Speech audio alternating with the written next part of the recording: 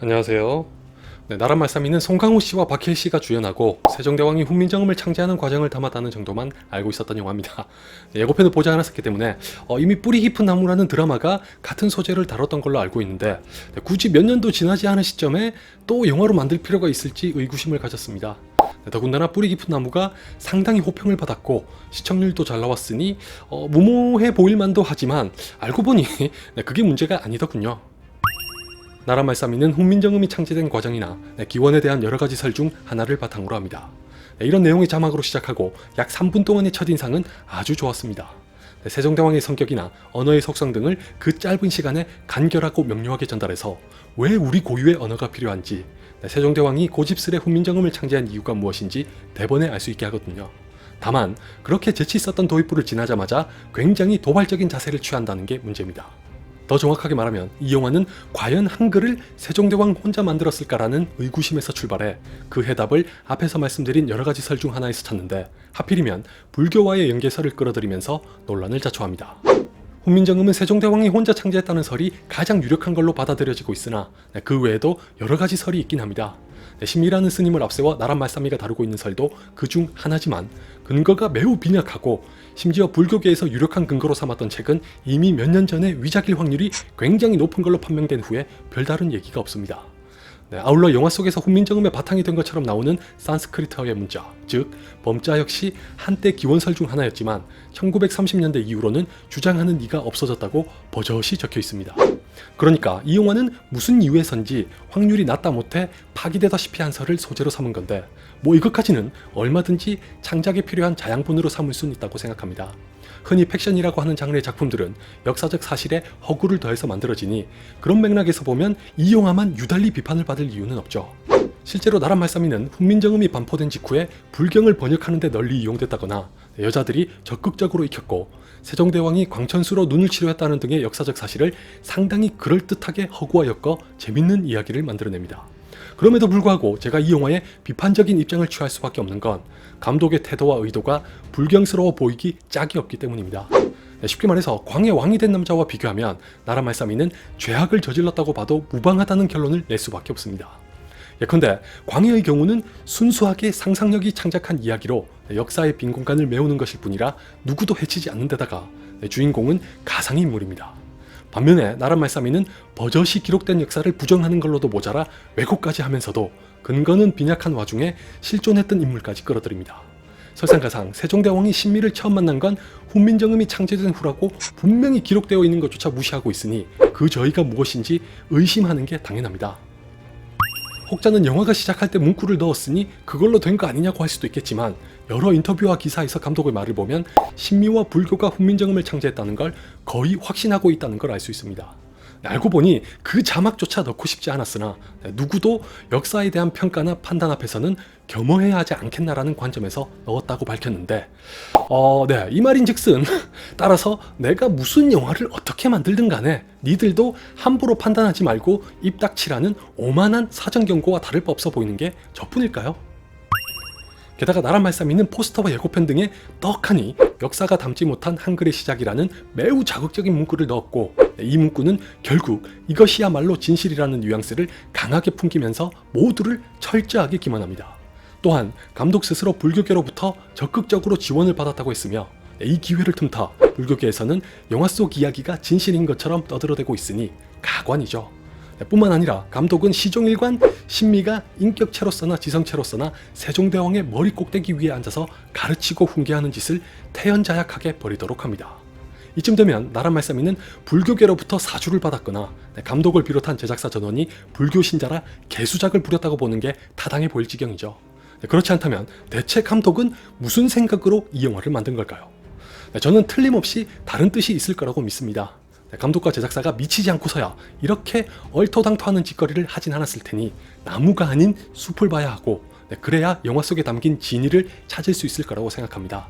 그렇게 해서 제가 내린 결론은 진정한 지도자의 덕목이란 무엇인지를 보여주고 싶었던 게 아닐까 하는 겁니다.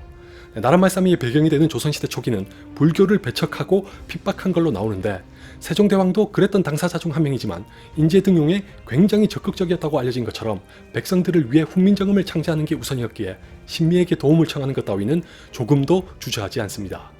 그리고 유교와 불교의 불화를 해소하거나 타협점을 찾기 위해 노력하면서 얻을 건 얻고 내줄 건 내주면서 왕이랍시고 권위와 권력을 앞세우지 않았다는 것에서도 어진 성품과 더불어 민본주의와 애민사상을 엿볼 수 있으니 이 영화가 세종대왕을 마냥 비하하거나 폄훼한다고 볼 수는 없다고 생각합니다.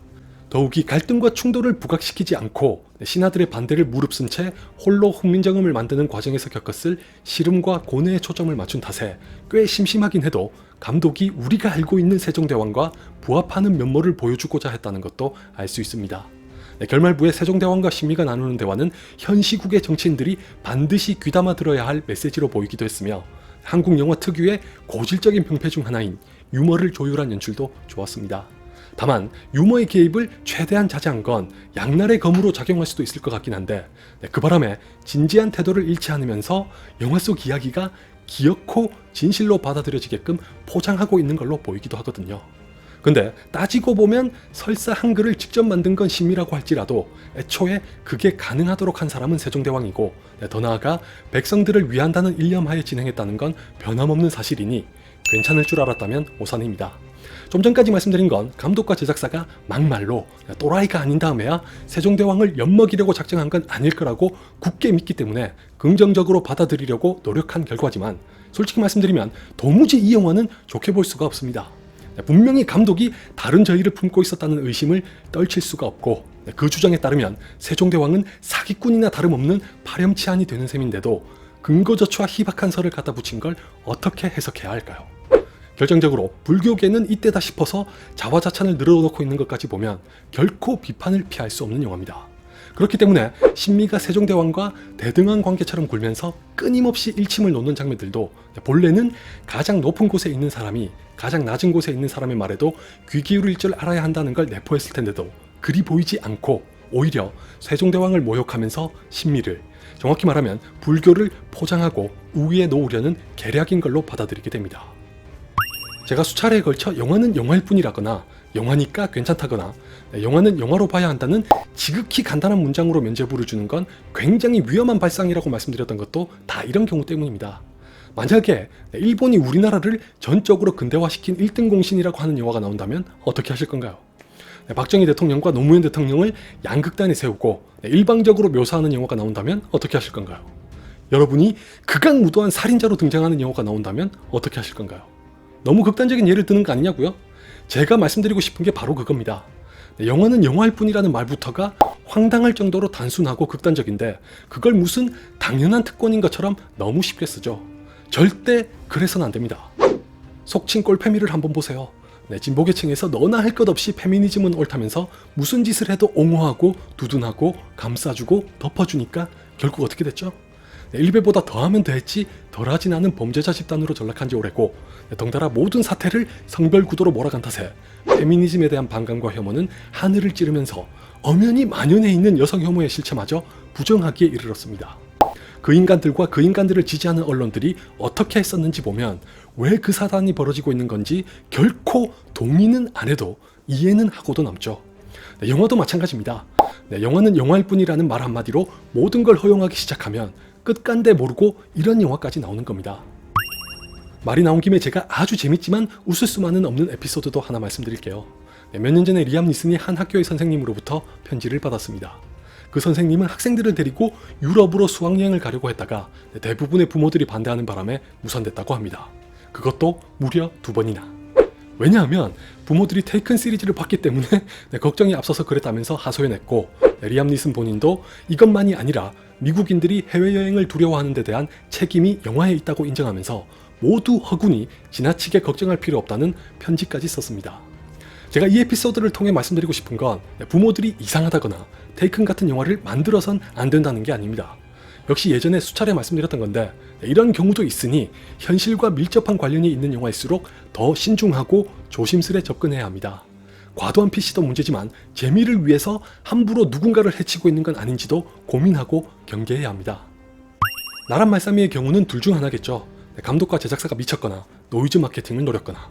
마지막으로 강조하는데 이 영화는 누가 훈민정음을 창제했는지를 놓고 가능성이 매우 낮은 가설을 정설처럼 다뤘다는 것보다 왜 굳이 그걸 가지고 영화를 만들었느냐에서 불경한 의도가 다분해 보이고 아니나 다를까 불교계에서 진실처럼 설파하고 있으며 그게 감독의 뜻을 벗어나 부수적으로 발생한 부작용이 아니라 처음부터 가졌던 목적일 확률이 매우 높다는 게 문제입니다. 그런 의미에서 나란말 싸움이는 덕혜옹주보다 훨씬 더 악질적이죠. 그것만 아니었다면 전 이 영화를 지금보다 긍정적으로 받아들였을 겁니다. 소원의 왕후를 픽션으로 다듬어 접목시킨 것도 좋았고 영화적 완성도와 배우들의 연기도 상당히 마음에 들었기 때문이지만 결과적으로 그런 공을 압도하고도 남을 만큼 과가 지나치게 크니 팩션이라는 장르에 경종을 울리는 계기가 됐으면 합니다.